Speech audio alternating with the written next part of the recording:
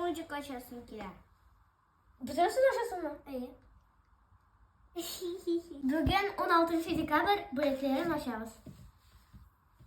Dostlar, siz advent kalendarda nerse bulganı bilmezseniz, ben sizge hazır kıskaça söyleyeyim. Advent kalendar o yana yıla kadar bir aşatıran şunday börekler.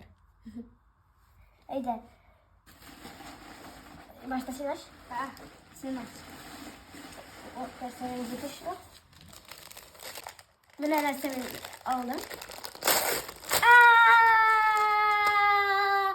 Dido dido dido dido dido di.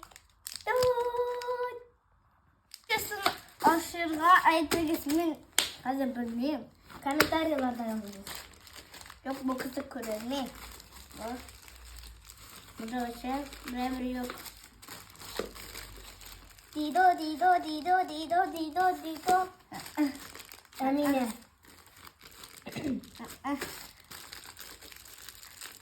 Aşağı.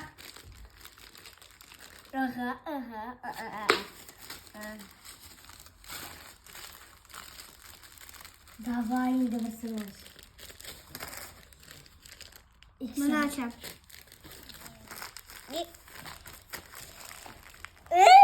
mi? Estağfurullah.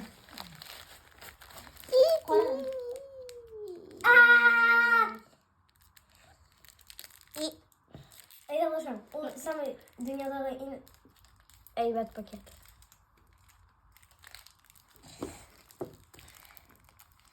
Dostlar, mende bu var.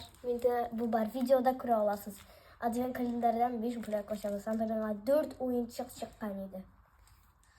5'incisini komentaryalarda yazınız.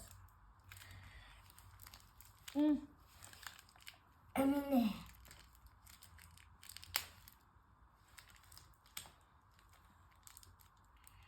Yaşasın.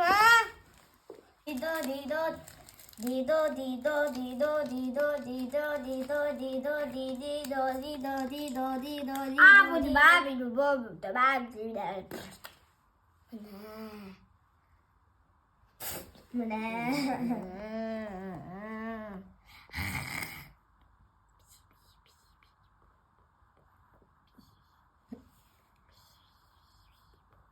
Dido dido dido dido dido dido dido dido. Yaraldıslar.